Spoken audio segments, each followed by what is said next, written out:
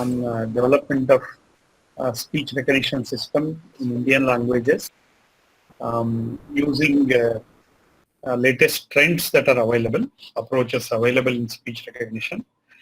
There are some interesting developments. As many of you are aware, working in speech processing area, deep learning has taken over speech processing in last about 7-8 years. So as a result of this, which two things is we need have a good coding skill to write programs for deep learning models. Second thing is we need a lot of data for training those models effectively to be useful for any practical task. Because so far as academicians and as academicians, if we see, we collect some very small data and try to do some prototype models in the lab, which seem to be not very much useful in a practical setting. Also, if you want to publish papers in good venues, any reviewers will ask for training deep learning models and using large amount of data. So in this direction, the joint effort by XSTEP, an NGO in Bangalore, and the team from ThoughtWorks is commendable. They are from the last 1.5 year, they have taken this bold step in terms of collecting large amount of speech data for most of the Indian languages, organizing them, also making it available in an open source manner. I think they will talk about that in few minutes. The second part is they are also training very good deep learning models and making it available for use, both for academic and startups as well as companies, whoever wants to use. When I had discussion with Vivek from XSTEP, who is the champion leading this effort, we felt that this information needs to be disseminated across different groups, also startups across the country. So that was the genesis for this summer school.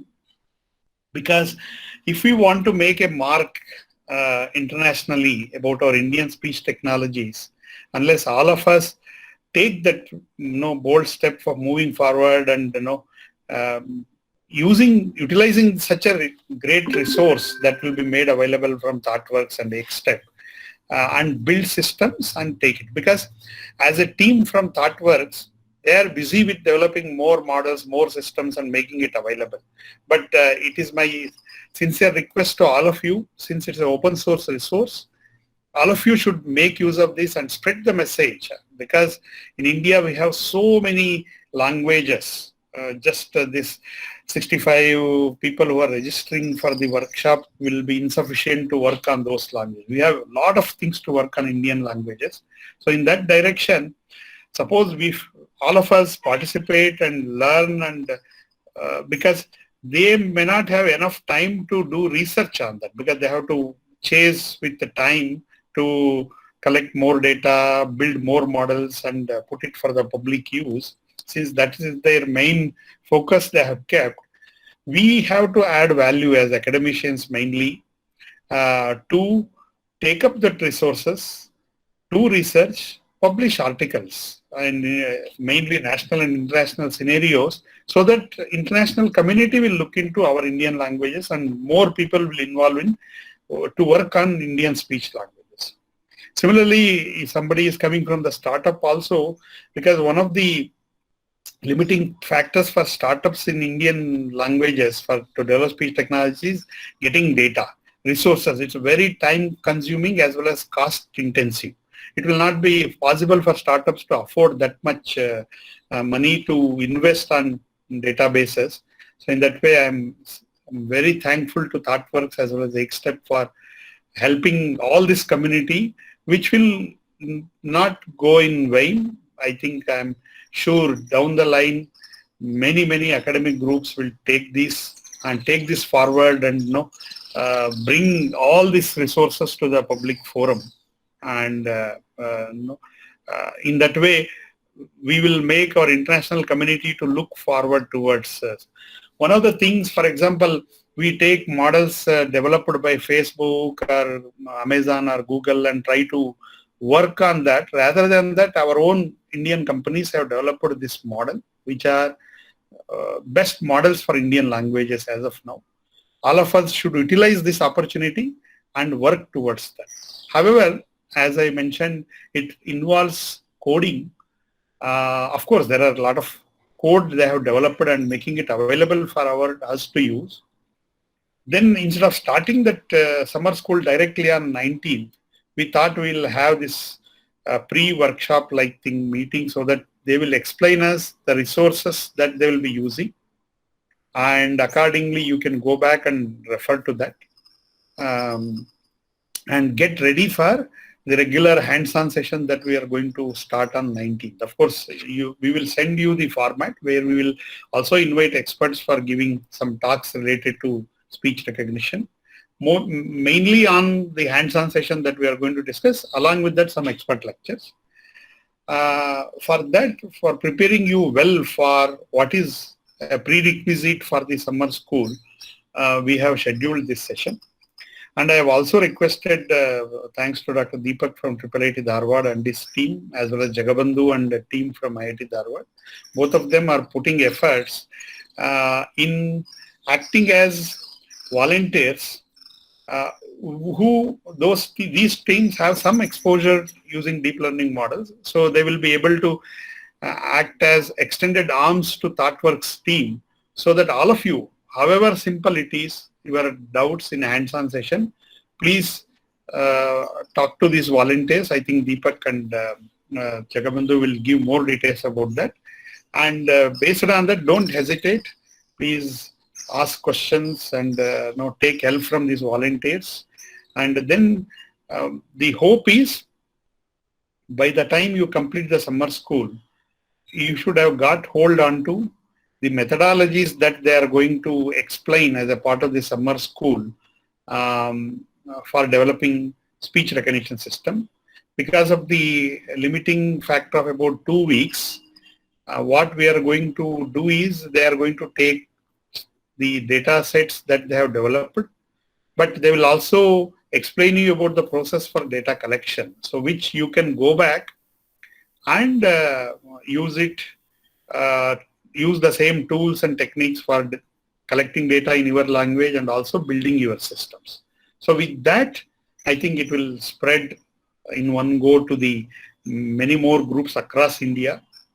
I'm very thankful. Teams starting from Arunachal Pradesh to Kerala, they have registered into the summer school.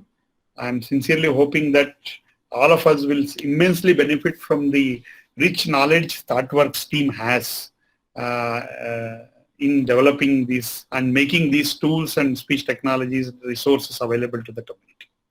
I think with these brief words, I welcome you all for this mostly a prerequisite for the summer school.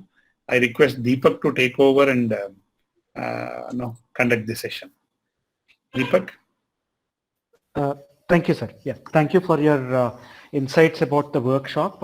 As sir rightly said, we have so many different languages in our country, but hardly any technologies are developed. We don't have the kind of resources what say America or Europe has. Well, this workshop, let us treat it as a stepping stone towards that. Thanks to ThoughtWorks and Akestep, they have done a commendable job in building the right kind of resources to start working on Indian languages. And it's for us to gain that knowledge and take that forward. Well, in brief, like today is a session, it's called as pre-session. So today, people from ThoughtWorks will let us know what kind of tools are essential in order to build the ASR. Especially there's a new ASR tool that has come to the usage or has come to the limelight. There are unique advantages with reference to this way of building the ASR, which they'll soon let you know about that. So we require certain essentials before even start attempting that. So with that, like I request Anirudh from ThoughtWorks to take over and explain us like what tools do we require in order to build the automatic speech recognition. Over to you, Anirudh, please. Yeah. Yeah. Hi, thank you, Deepak sir. Thank you, Prasanna sir, for this introduction. So I'm one of the data scientists who is working at ThoughtWorks, and we are in this project for around 1.5 years, in which we are developing speech technologies for various Indic languages. I also have Rajat with me and Harveen with me. Harveen is also a fellow data scientist who works with us on this project, and Rajat is the technical lead for this project. I would like Rajat to take over and explain in brief about what we do. Yeah, sure. Thank you, Anirudh. And thank you, Prasanna sir and Deepak sir, for helping Vakyansh. So I'll talk about what Vakyansh is, helping Vakyansh to spread across the people and making it more stronger. So I'll just, so I basically, so I'll tell you what Vakyansh is in gist. I mean, Prasanna sir already covered it at length. So it is basically kind of a building blocks for creating the speech recognition models from ground up.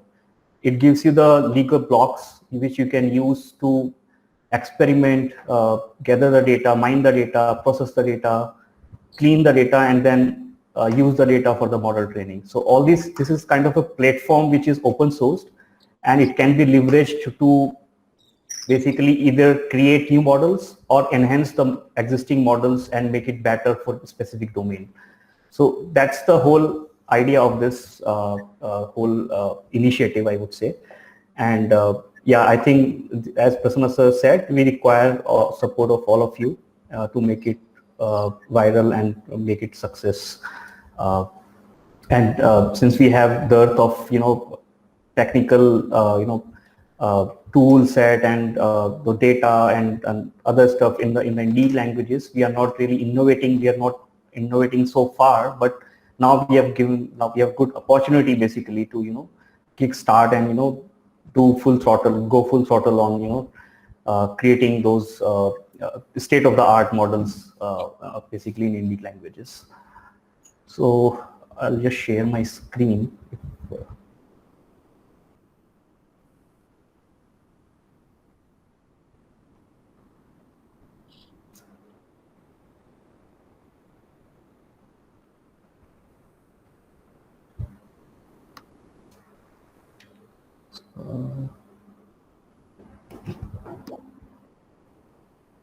Okay, please let me know once you are able to see my screen. I think it's a little slow. Yeah. We're in two.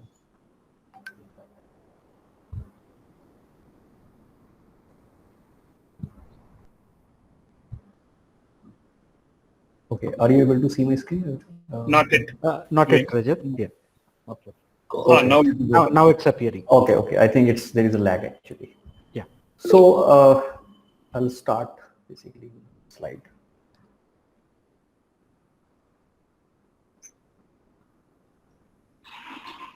So I'll talk a little bit about the context. So as Prasanna sir said, we basically need the whole tool set, to operationalize all this process of creating the models, right? It's not just running a model on the machine on a VM and creating the models. We cannot do it. We need I can tell you the amount of data that we need. It's around 10,000 hours of data that goes into the pre-training of the models.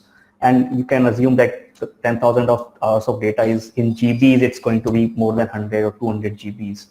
And it is audio processing, which requires a lot of intensive computation and a lot of tools to basically process and clean the audio data, which we mine from the internet. So because we are saying we'll start from zero, we'll start from scratch. So what we need for that, it takes basically to start from zero, right? So we need a data pipeline. What means data pipeline is basically kind of, you can say, a stream basically, which keeps giving you the data that as you require more and more data. And it's kind of a automated pipeline which you just click on the buttons and you get more and more data as you want. and in whatever language. Basically, we have 22 languages.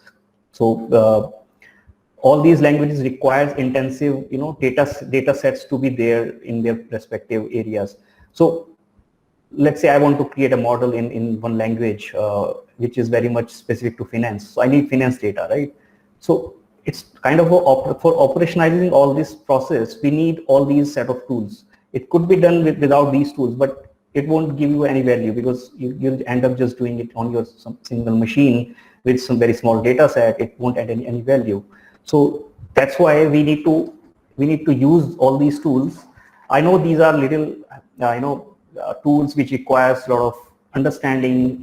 They can be little complex, but I promise you, once you start getting hold of these, this would make life much more easier. And they are not tools, are not specific to this pipeline. You will learn new things, and you can leverage these things in other areas as well, where you are innovating or where you are developing other things. So first tool, as you can see, is Docker. So Docker basically is kind of a tool that containerize your application, you can say, or you can say it's kind of a containerized infrastructure. So on Linux, basically you have kernel and shell, right? It has two parts. So Docker gives you a capability to use the kernel of the operating system, and you can spin up multiple containers on the same operating system, which means it's kind of a, you can say, leverages the host operating system and also gives you the isolation and containerization. So its benefits are twofold. It's kind of an alternative to the lightweight VMs. You can say you can also spin up VMs and you can say this is also isolated, but that is quite heavyweight because you are running everything from ground up on the VM, which makes the VM very heavyweight and it's very resource intensive as well. So containers are, you can say, and if I want to draw analogy, it's kind of a lightweight VM. That's the closest analogy I can say, and it gives you a lot of flexibility. It makes your code platform independent. I can basically define the steps to install multiple things, and I can just ship it as an image, and that image I can spin up on any kind of operating system. It can be Ubuntu or it can be Red Hat. It would work because the Docker image actually is the whatever we install, it goes to the image of or the base image of that Docker, which makes it platform independent. I think it can be learned more once you follow the links which we'll share to you. Any questions? Am I going in the right direction, Prasanna sir, or yes, Rajat, please proceed. Okay, sure. So other set of tool is Kubernetes.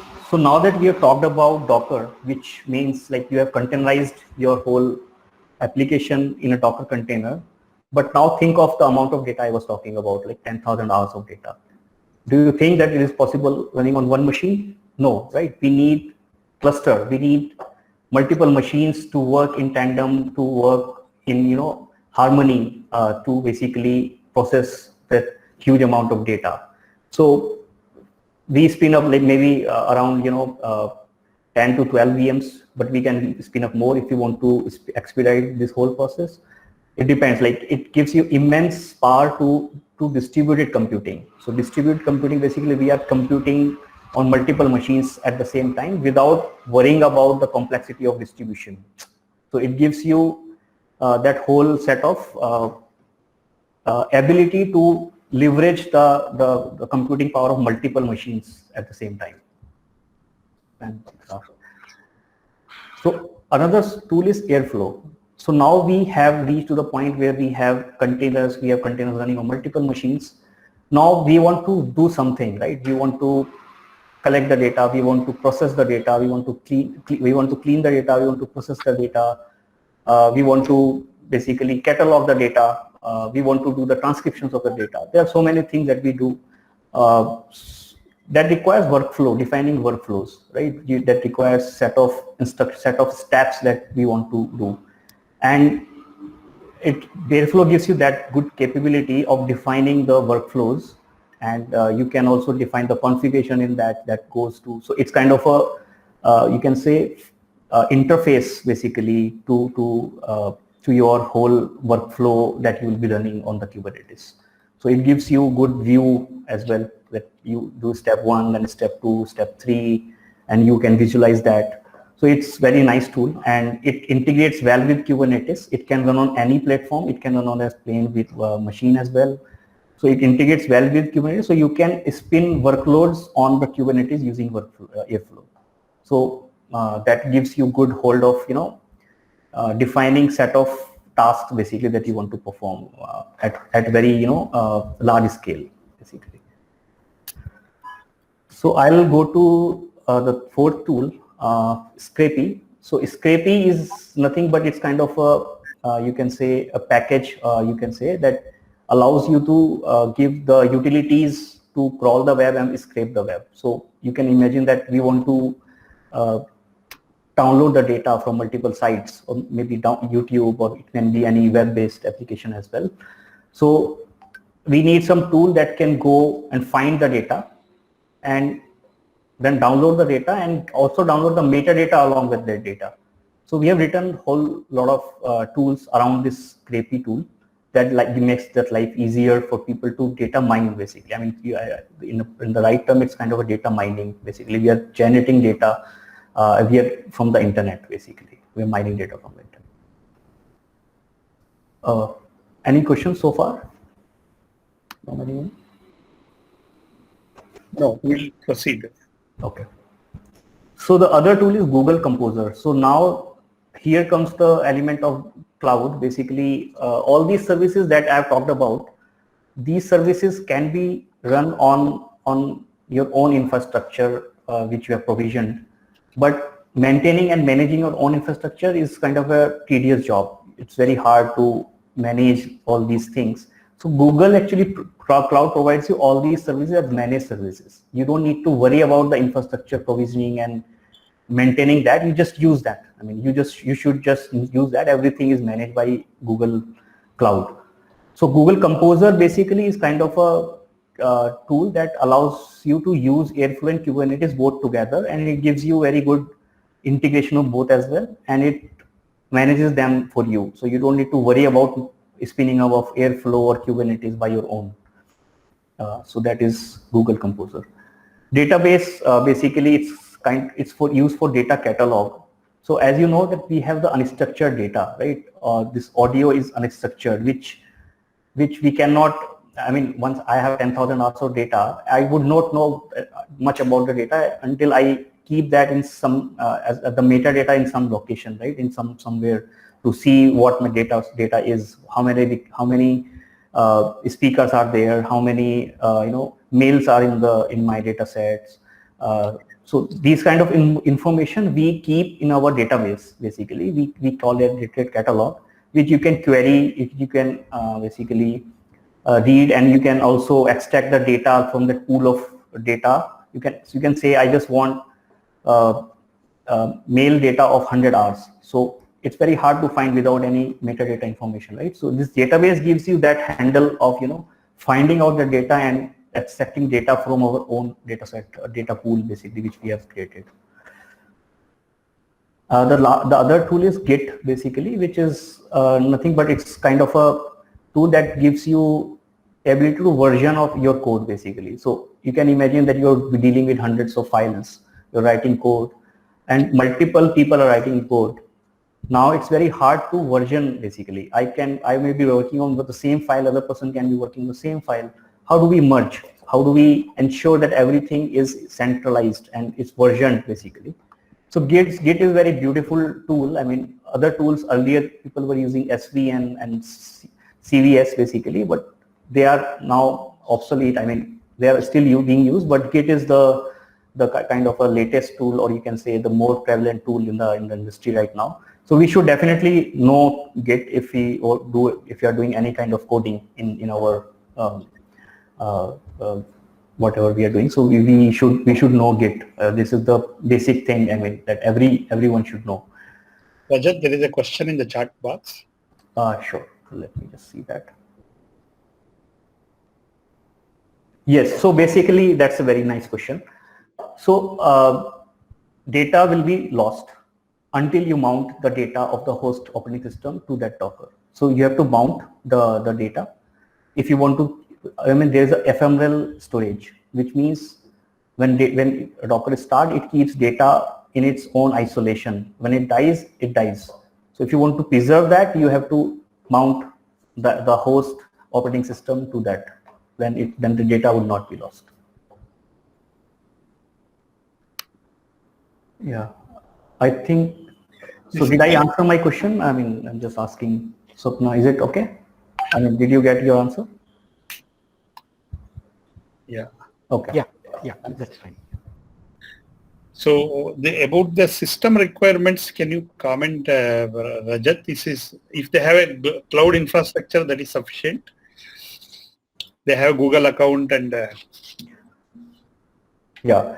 So infrastructure requirement, depends what kind of workload you want to process, right? If I want to process, let's say, just 10 hours of audio, I can go with very small feeble machines, and I can, just spin up 2-3 machines, and that's it. That is it.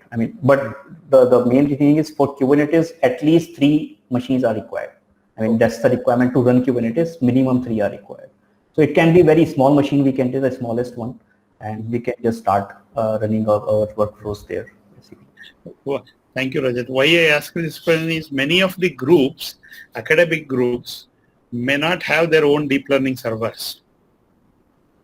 So for them to make it happen, one of the thought process is, of course, in the summer school, we take Google account and make them to run their programs from the summer school. But after going back also, they should be able to continue that work using that approach. Otherwise, we don't know when they will get their group deep learning server for their institute. So deep learning server basically is kind of, you're talking about the GPU based servers, right? Yes. Which has a GPU tab. Yes. Yeah, that basically is required for the model to do the model training, which is useful basically. We can still GPU is a mandatory thing in this whole process of generating the models. But the tools I'm talking about, they don't require any GPUs. I think Anirudh and Harveen will touch upon all the resource requirements for the GPUs. But without GPU, we cannot do.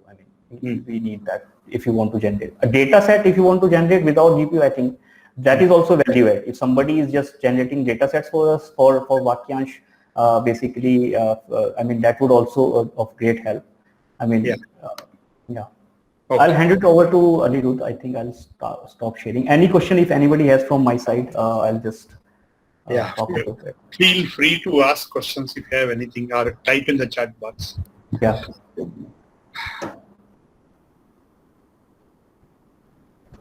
Okay, I'll stop sharing, and I think over to you, Anirudh. I think you can go forward from there. Yeah.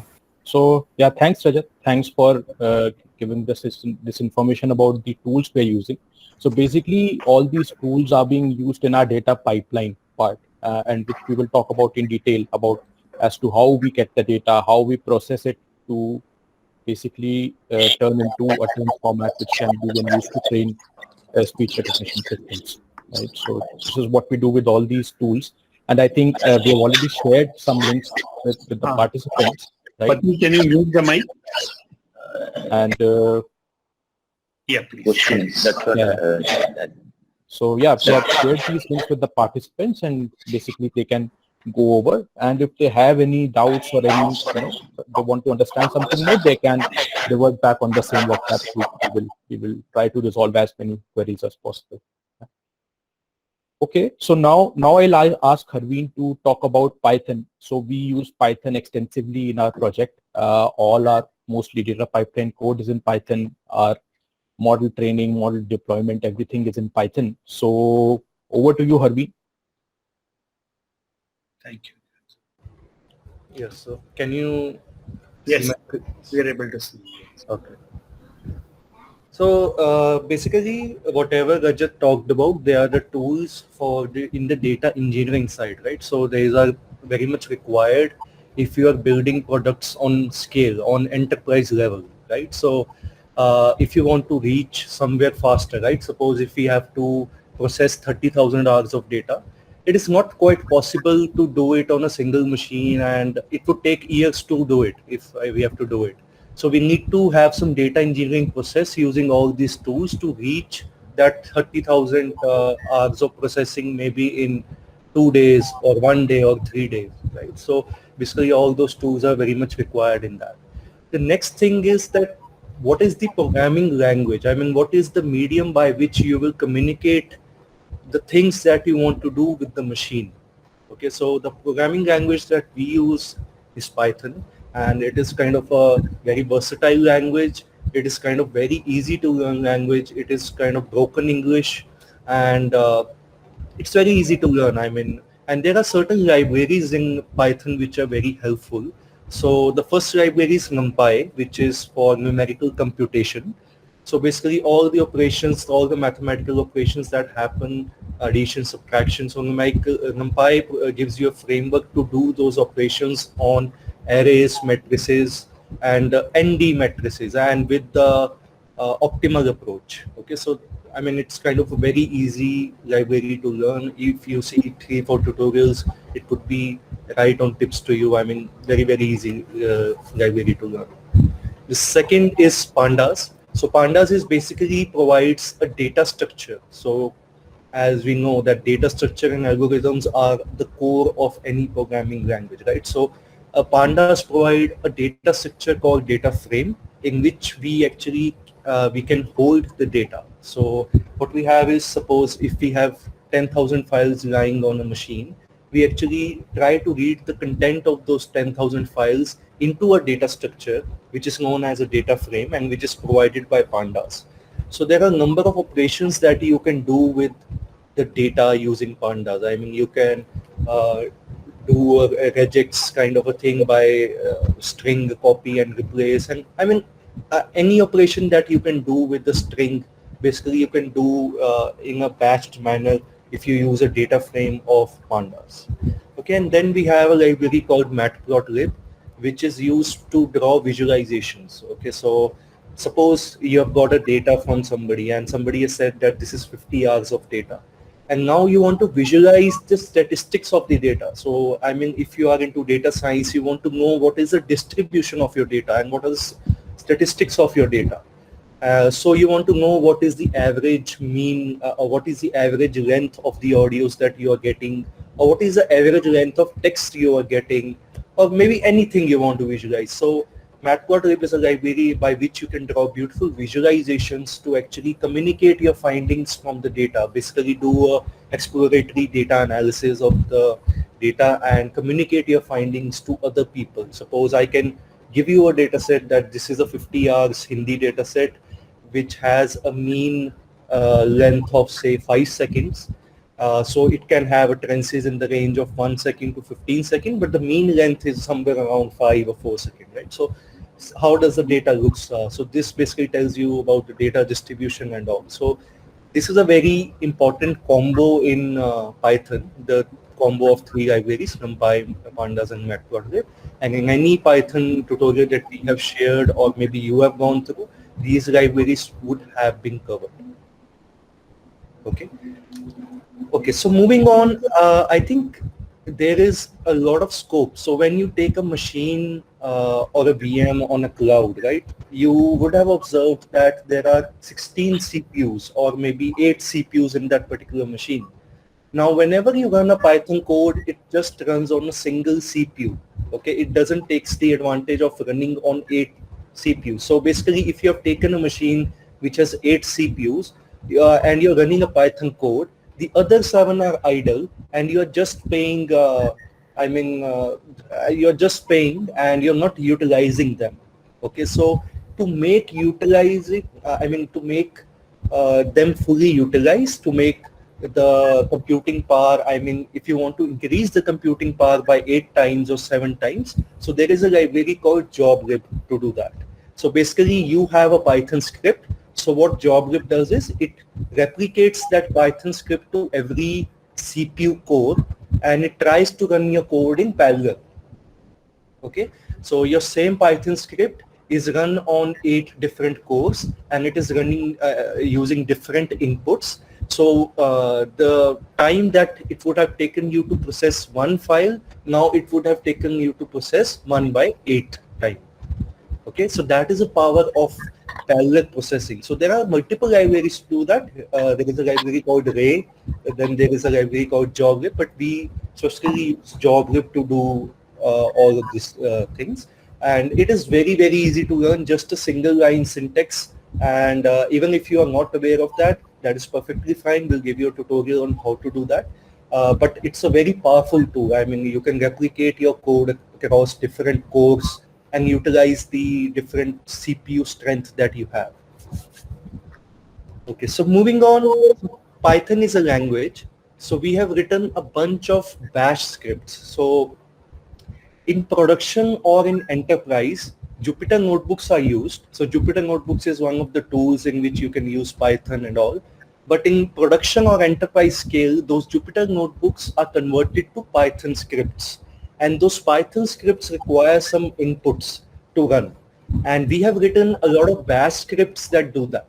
Okay, so basically if you are familiar with Linux, you would know there are some commands like ls, cat, or maybe head, tail.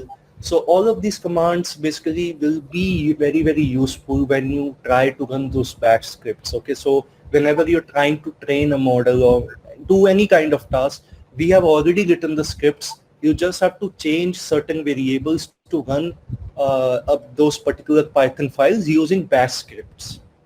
Okay, so I mean, just basic knowledge of bash scripting is required. Even if you're aware of the simple Linux commands, that is perfectly fine, and that is perfectly and as the workshop progresses, we'll give you some more demos on some advanced things in the bash scripting as well. Okay, so then if your model is trained, how do you actually deploy that model for an end user to use it? Okay, so that is the biggest problem in the machine learning scenario right now. So there are a lot of models being created, but very less models that are getting deployed. And the reason is people do not have that skill set to actually do that thing. So we'll actually advise you to go through a Flask tutorial. So Flask is basically creates a REST API, which you can hit using your mobile browser, using your laptop browser, using any browser in the world or any request server in the world. So you can hit that REST API. And in that REST API, you can actually write the code by which the model accepts the input and gives you a particular output. Okay, so I mean, we do not want to expose the functioning of model to an end user. So what we are giving is, we are giving him an address. We are giving him an address, which is the address of the REST API. And we are telling him that in order to get an output from this model, what you have to do is you just have to give us the input on this address and we will give you the output. Okay, so from, I mean, this is covered from programming language to, I mean, Flask is basically a library that is built on top of Python, and it's a very powerful library and very easy to learn thing. So all these things we take care, I mean, we use extensively, and when you're doing coding with us, you'll see all of these things coming into play. So if you have any questions, then I can take that.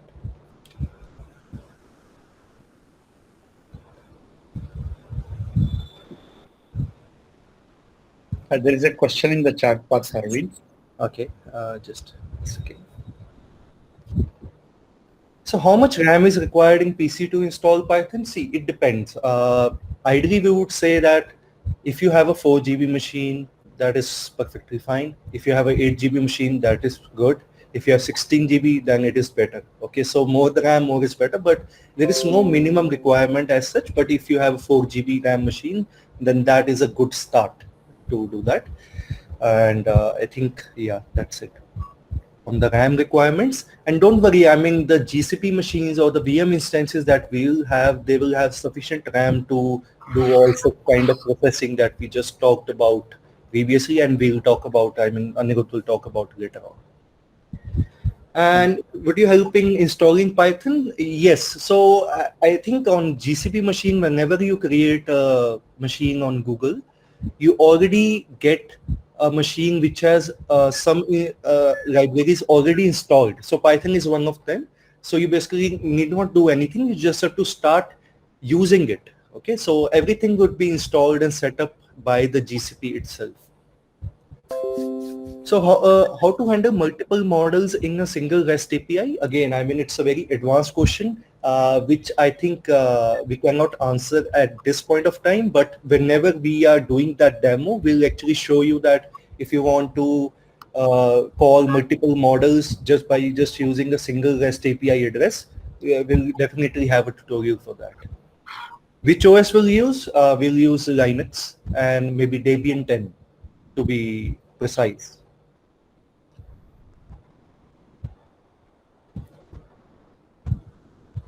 Okay, so don't worry about that. I think if you are very well aware about Python, that is our language to communicate with the machine. So that is one thing we really need to be good at. Okay, so if you know Python, then I think half of these things are, you'll understand the rest of the things as we proceed through the course. Arvind, there are a couple of more questions on the chat box. So can we use Windows? We do not recommend using Windows because there are certain libraries that are only built using Linux. I mean, they only are present in the Linux build. So for model training and all of those things, we only recommend Linux or Debian. And then we have, will we use only Python or try Julia for model building? We'll only use Python. And not Julia is kind of a very in a native stage as of now for a complex task like speech recognition. So maybe 2 or 3 years down the line, we'll have some implementation using Julia, but not right now. So we'll do everything on VM, right? So there is no PC requirement, like not having Linux on my PC is fine. It's perfectly fine. All you need is a terminal by which you can connect to VM. Okay, so on your personal machine, you should have a terminal on which you can connect to the VM, and on the VM you'll have everything installed from Python to Pandas to NumPy to every libraries that we just talked about. Is that right, Anirudh? Right? Yeah, correct. That is right. Yeah, Windows users can use some terminal like PuTTY, or there are some other terminals also through which they can basically SSH into remote VMs, right? And yeah, that's how everything will be there on the VMs. I mean, you will install them yourself. It's not like we'll spoon feed you, but you will learn everything there. Yeah. Yes, and don't worry about installations and all. These are relatively very easy things to do on VM. Okay, just need to worry about your internet connection and your terminal. That's it. MATLAB, we will not be using MATLAB, only Python. VMs are free? No, VMs are not free. They are chargeable. There are specific VMs that are used for model training which have a GPU attached to it. So for deep learning, we have something known as graphic processing units, which are required to train the model. And there is a reason for that, because those are efficient in model training and take less time to do it. Can you suggest some terminals for Windows for VM? We'll do that. We'll put that in the WhatsApp group. So over to you, Anirudh. I'll keep on answering any further questions if there are in the chat. Sure. Yeah. Thanks, Harveen. Yeah. So Harveen talked about Python and how we use it in our project extensively. I will talk more about PyTorch and how we are using deep learning in our project and what all we will be covering in the workshop. So let me just share my screen.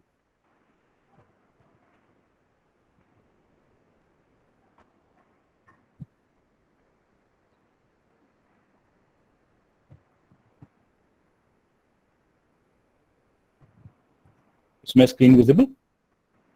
Yes. Yes. Yeah. Okay.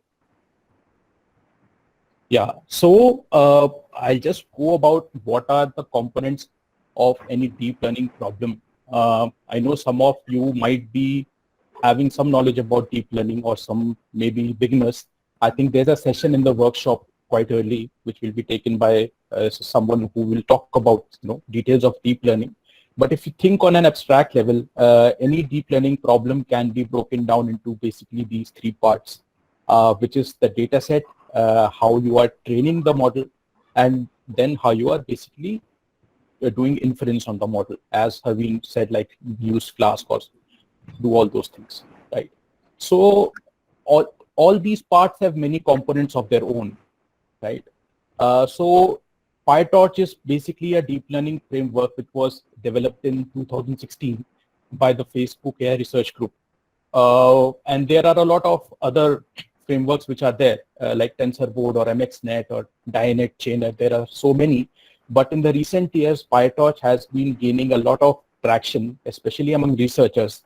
And consistently, almost all the submissions in top conferences in AI are done using PyTorch. And there's a reason for that. It is very versatile.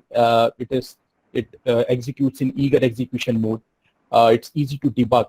And it's basically written on Python. So it follows Python in a full Pythonic way.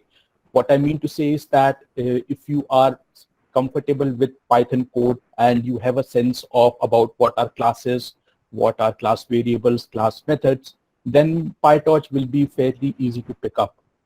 So if you are planning to pick up PyTorch, my first advice would be to basically look into OOPS programming in Python, what are classes, what are constructors, and some of these things. And then if you look at PyTorch code, everything will become very obvious, right? So first, let me talk about the dataset part. So everything is based on something which is known as tensors, okay?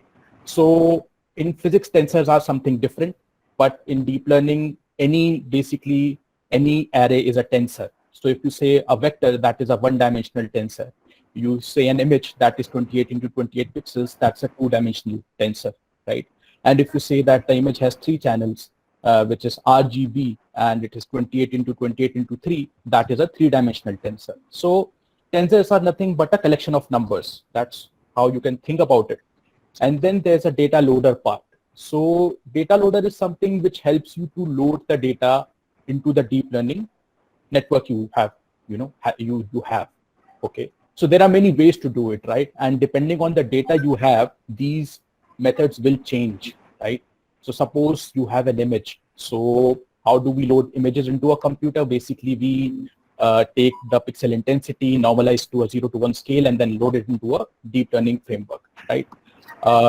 If we are dealing with audio, maybe we take audio wave and then do a MEL spectrogram, calculate the MEL spectrogram frame by frame, and then load those parts into the deep learning framework, right? These days, there are also many deep learning networks which are taking input as raw audio, right? Because deep learning networks are so good at finding intermediate features that transforms are not as much necessary as they used to be before, right? So all these things can be specified into the dataset class, right? And then there is the training part. So once you know what kind of transforms you want to do on the data, how you want to load it, how you want to augment the data if you want, there's the model part, how you build a model. So a model is composed of several layers, right? If someone knows about deep learning, there's the linear layer. There are many types of layers, sequential layers. There are convolutional layers. And each type of layers do a particular thing very well. And that's why they are used. We will go through it in detail of our, how we are, which model architecture we use and what's helpful, especially for audio. Any questions? Hello? No, I think Anirudh. Okay. Yeah. So that's the build model part. And essentially, once you have your model and you have your data, essentially all deep learning problems are doing the same thing. So you are measuring your performance across something known as a loss function, right? And your objective is to reduce the loss and update the model parameters. So all these deep learning frameworks, PyTorch, TensorFlow, everything, they are basically abstractions on top of these things. So the researcher doesn't have to, write all the back propagation loops and update the model parameters on their own and things like that. So it's a prototyping method which helps you to abstract out these details and lets you focus only on the details you need to, right? So loss functions are there, and then there's the autograd, which does the back propagation, and there's this optimization loop, which basically changes the model parameters if the loss is decreasing. So you do these inside a loop, and the model gets trained, right? And then you have to save something out of your training, which is known as a checkpoint usually. And there are methods to save models as well. So you can save model, you can load a model, you can continue training from a previous checkpoint. You can do all those sorts of things. And then you can essentially use this model to deploy your solution, right? In Flask, there are other very user-friendly techniques available now, such as Streamlit or Grad.io. I don't know how many of you have heard about that, but maybe we can cover that in some class. And now if you look at that, PyTorch helper functions take care of these things for you. So for everything I mentioned on the left, there's a helper PyTorch function, right? So there's a torch.tensor function which helps you to basically initialize tensors. There's this torch.utils.data class which helps you to basically define your own custom data loaders, right? And there are these transforms which help you to transform your data in a particular format. Maybe you want to do a MEL spectrogram, maybe you want to do a power spectrogram, maybe you want to normalize that. All those kinds of things you can specify, and you can also write your own, right? If you don't find something which is already there, right? And then there's this training part in which there's the train.nn module, which helps you to write any network you want. Or there's, if you have a smaller network, there's this torch.sequential, for which you don't need to make a class. And there are also a lot of loss functions which are there, right? So torch.nn.msc loss, that's the mean squared error loss. And basically the developers of PyTorch have implemented a lot of losses, and you can read about them on their page. So there's the MSC loss, there's the cross entropy loss, there's this famous CTC loss, which helps to basically train end-to-end ASR systems. There are also a lot of other losses which you can implement, right? If you don't find a loss there, you can always implement your own. You can write loss functions for contrast. So that is all very flexible, right? And then there's this loss.backward command. So this single command actually calculates the gradient from the bottom to the forward up, right? So you don't need to write the back propagation loop on your own. So this command does it all.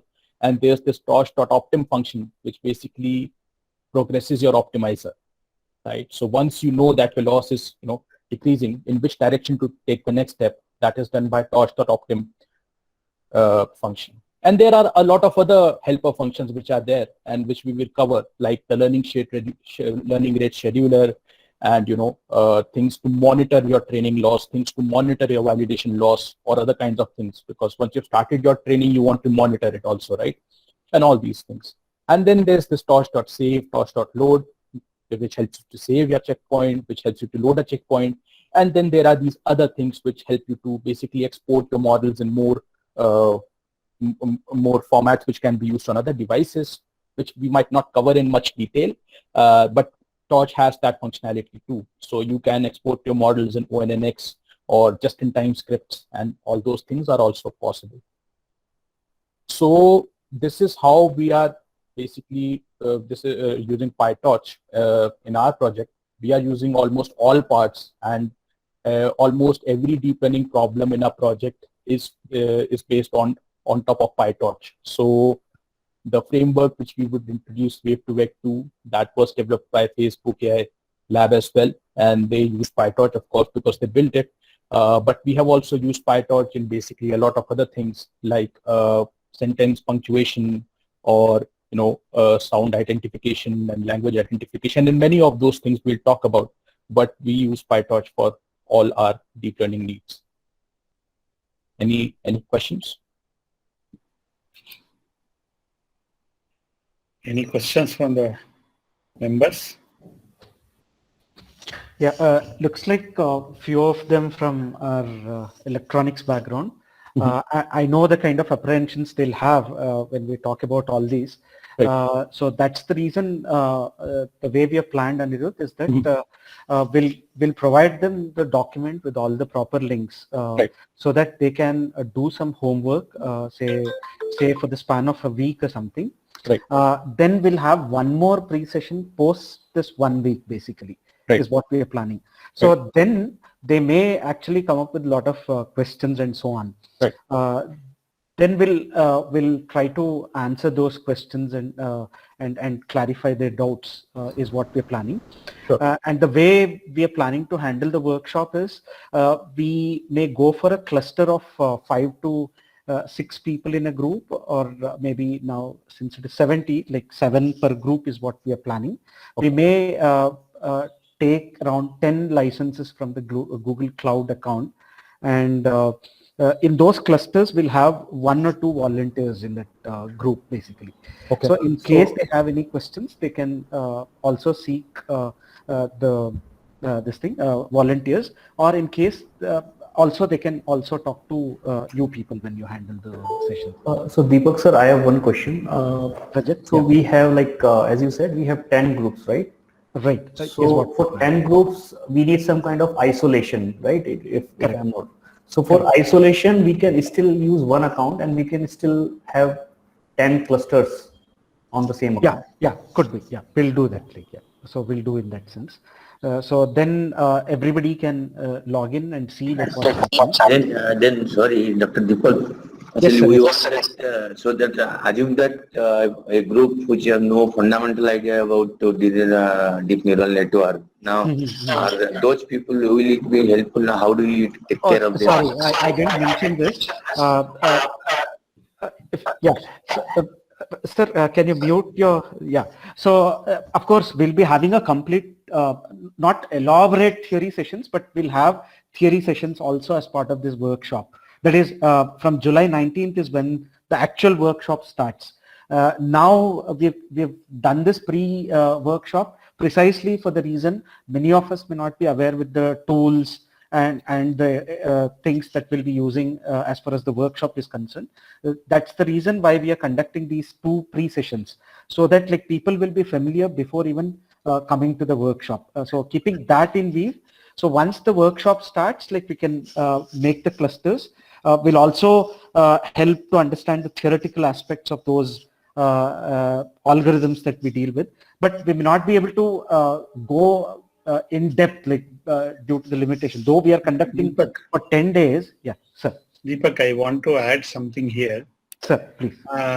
For example, Pati has asked a genuine query, which may be true for few more groups, which we have to IIT Dharwad and IIIT Dharwad team together should have 1 or 2 more sessions before 19th and like a demo session. For example, for all this content what Rajat, Harveen and Anirudh presented, Yes, sir.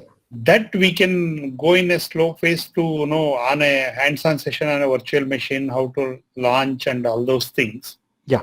That creates 1 member for each group gets comfortable with that VM handling. Correct. Yeah. Then from day 1 they are on job. Right. Well, let us kindly discuss that part and help them. Yeah, sure, sir. So we can have more number of pre-sessions and also we'll demonstrate practically how these tools will be useful in building the sessions. Correct. So that they'll be ready by the time the workshop actually starts. Definitely. Because otherwise, once the workshop starts, it will know they're going in one sequence. Yes, sir. That is where I thought we will take few sessions before that. Only IIIT Dharwad and IIT Dharwad team. Yes, sir. We'll just ramp them to that level. Sure. We'll do that. Yeah. Thank you, sir. Thank you, Deepak. Thank you. Yes, sir. You're welcome. So, any other questions? There are a few things in the chat.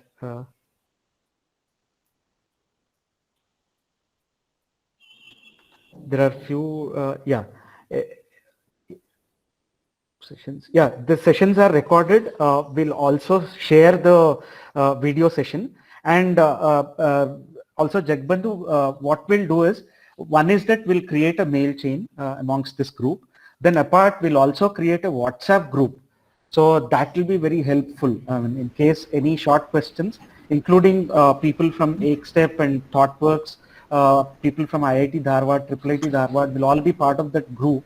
And any quick questions or doubts they can always raise in that platform. So that becomes very handy for us to reply them or answer their questions and so on. Yes, we will create that, sir. Yeah. Yeah. And whatever the recorded sessions, we can still go ahead and share that video content amongst the participants. Yes. Deepak, Yes, sir. Yes, sir. in addition to this, see, you told some of these, many of the participants are electronics and communication background. There are few, sir. There are few from electronics and Maybe electrical one session somewhere, some awareness to maybe Unix or Linux, some minimum commands could make them more comfortable. Yes, sir. So whatever Prasanna sir suggested, maybe 1 or 2 days before the workshop, so we can have practical live sessions on the systems, so that Correct. like it becomes useful for others to follow. We'll do that. Yeah. Yes. No, Dr. Deepak, I request it should be before at least 1 week so that we will do some homework Yeah. and we will get ready. So No, we yes, sir. Yes, sir. There is one more session that we'll have, free session, 1 week after this, basically, and 2 days or 3 days before the workshop, we'll let you know the session timings and everything. So we'll demonstrate you in live fashion, like how actual things work. So that will be helpful, I suppose. Yeah. Thank you. Okay. Yeah. So there is a question, Deepak, in the portal. Yeah, summer class, and it's really interesting. I would like to join too. Yeah, fine. Please do record the practice sessions as well, so that people. Yeah, certainly we'll record all the sessions. I don't know if Google Meet has certain time limits for recording. I don't know. Else for it, like we can go on. No limit. Yeah, then we'll record that, and maybe we'll chunk that later for sharing purpose later, or maybe we'll stream it over YouTube or whatever. We'll think of it. Yeah. Yeah. Thank you, Rajat. Thank you, Harvin and Anirudh. Certainly, it was very helpful to have this pre-session so that people are. I mean, it's a very complex workshop. I understand because of this magnitude and scale. Handling things over live session is little challenging, but let's try to do that attempt, and let's make this success, because this is the mode in which like most of the workshop would be conducted in future. I suppose travel by all means, like maybe all stop together. So keeping that in view, we have to switch to this live way of handling the session one day or the other. Let's take that in stride, and let us make this workshop successful. That's what we are anticipating. Deepak, if Rajat, Harvin and Anirudh can share their slides, what they prepared today, you can keep that as a reference and try to explain the participant in the next session. Now, when you are doing hands-on for them. Yes, sir. Yes. Give them and also they'll give us a few documents with links and pointers. Yes. Along with the slide, we'll share that. Thank you. Is that fine, Anirudh, Rajat? Yeah, Deepak sir. Yeah. Arvind? Yeah. I think thank you everyone, and thanks Thank you. For showing interest in Vakyansh. So we are calling this open source initiative as Vakyansh, so everything that comes under it. And thanks for showing interest, and I am quite excited to see that people are very much interested to join the sessions and learn more about and helping our Indic languages to grow in terms of speech recognition, basically. So thank you, Rajat, Anirudh and Harvin. So if many of you are not, you are novice to this deep learning and other frameworks, we will ramp you up before the workshop starts. We will send you the information in the WhatsApp group or email chain. Depending on the time available, we'll meet, and internally, internal team will give you hands-on sessions so that you are comfortable when we start the summer school. Please bear with us and we'll try to work on it. Yeah, there are a couple of questions in the chat box. Say, what things in Python I can try to learn in next few days? Of course, we'll share the link so you can access certain content and ramp yourselves to learn that Python, basic Python, whatever that is required for this workshop. We will try to provide you the handouts. Mostly in the soft copy because that's the best mode we can communicate in these days. Certainly we'll communicate all those material that are used for in this workshop. And will we focus on Kaldi? Yes. First 2 days, 2 to 3 days, we'll focus on building ASR using Kaldi. So that IIT Dharwad and IIIT Dharwad and Samudra Vijay sir, we will be handling it. We'll help you to build a basic ASR using Kaldi. We'll teach you that part. That's not an issue. And for that, like the basic requirement is the Linux, preferably Ubuntu is what we need. And there, except for the GMM, HMM, we may require GPU based machine. So, but certainly we'll teach you about building the GMM, HMM on your local machines. There we may not require the Google Cloud account. So we hope like you people can build on your systems. So that's what we are anticipating. But once we switch to this wave to web, then we'll switch over to that Google Cloud to build the systems. Deepak, Dr. Deepak, I think you are particularly emphasizing on ASR, automatic speech recognition. Suppose we learn this one, can you implement it for other kind of speech recognition tasks, for example, speaker recognition or replay that can be used? Yes, sir. Or the path, or the path like in the span of workshop, people, I mean, Harvin, Anirudh, and also Rajat, they'll all explain us like how to build other applications, but the focus mainly is on ASR. So that's our point of target, but they'll also help us to know how to build, say, other applications like language ID, as Anirudh already mentioned it. It could be other applications like speaker ID and other sort of applications using this wave to web as well. Yeah, they'll throw some light on that. Yeah. But we may not build the systems per se in this workshop. Hope I've answered that question. Yeah. Thank you. Yeah.